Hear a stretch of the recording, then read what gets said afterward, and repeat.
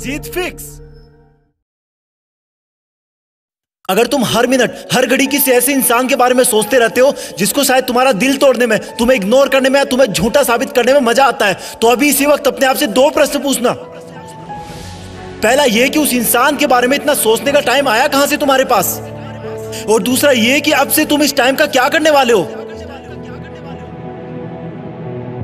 पहले प्रश्न का जवाब मैं तुम्हें दूंगा और दूसरे का तुम अपने अंदर ढूंढोगे।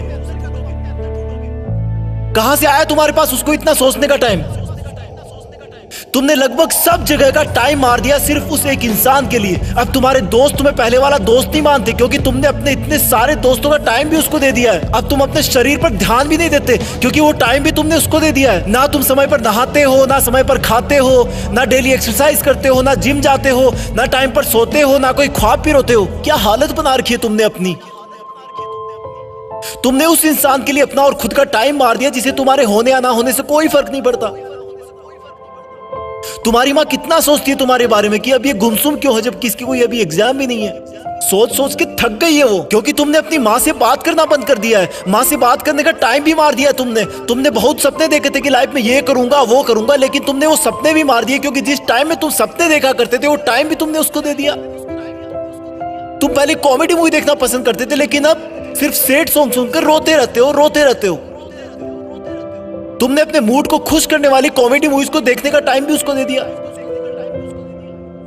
तुमने अपने दोस्तों का, अपने सपनों का, अपनी मेहनत का, अपने माँ बाप का पूरा टाइम उसी एक इंसान को दे दिया जो तेरे बारे में शायद सुनना भी ना पसंद करता हो। क्यों रखा तुमने अपने आप को इतना फ्री। क्यों नहीं दिखी तुझे अपने आप में खुशी।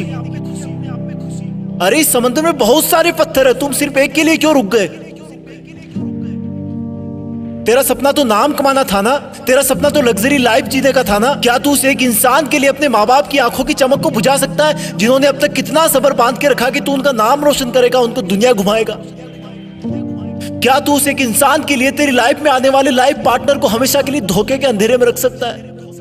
स्टॉप इट यार, मत कर ऐसा। तू इन सब के लिए नहीं बना है। तेरे दिल और दिमाग में सिर्फ तेरा सपना और मंजिल है। उस पर ये लड़का लड़की के गुटरगू वाला चश्मा मत लगा। तेरा नसीब अच्छा है कि वो तेरी लाइफ में नहीं है, क्योंकि ऊपर वाला तुझे उससे भी बहुत बड़ा और अच्छा देने की सोच के रखा है।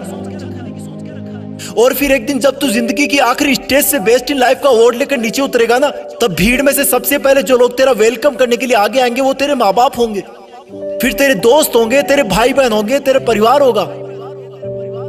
थोड़ी दूर और भीड़ में चलेगा तो तू पाएगा कि वहां पर तेरे साथ काम करने वाले इंसान होंगे।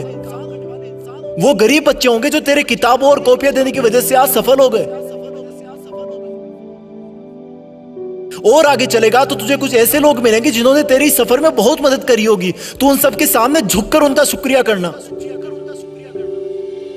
और आगे चलेगा तो फिर अनजान लोगों की भीड़ शुरू हो जाएगी।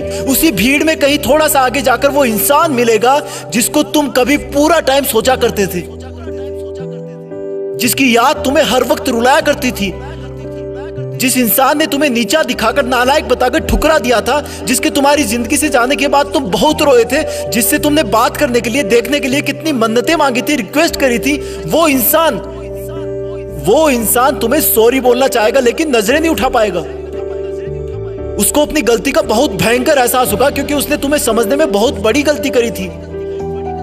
तुम्हारे प्यार को ढोंग समझा था, उसने तुम्हें बेवजह आवारा समझा था, जबकि तुम वैसे बिल्कुल नहीं थे। तुम सच्चे थे पर उसकी आंखों पे घमंड की पट्टी बंधी थी। वो इंसान तो भीड़ में बहुत रो रहा होगा लेकिन तुम उसके कंधे पर हाथ रखकर उसको माफ कर देना और बोलना कि थैंक्स यार, अगर उस दिन तूने मेरा दिल ना तोड़ा होता ना तो आज मैं भी तुम्हारी तरह इसी भीड़ में खड़ा होता। आज जिंदगी की आखिरी स्टेज से बेस्ट इन लाइफ का अवार्ड लेकर कोई और नीचे उतर रहा होता। और फिर तुम अपने उस दिन के डिसीजन पर गर्व करना कि अच्छा हुआ जो मैंने उस दिन इस इंसान के बारे में सोचना बंद कर दिया। अच्छा हुआ जो मैंने दुनिया के बजाय अपने आप को ढूंढ लिया।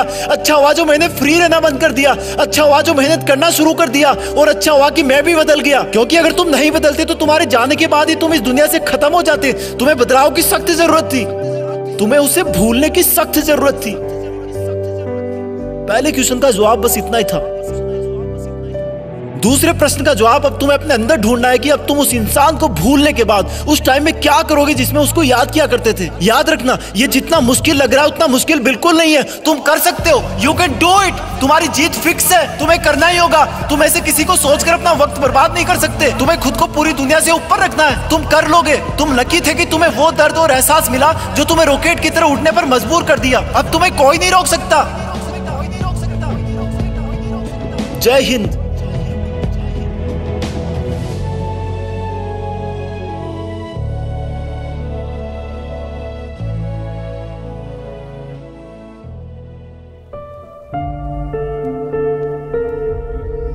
जीत फिक्स।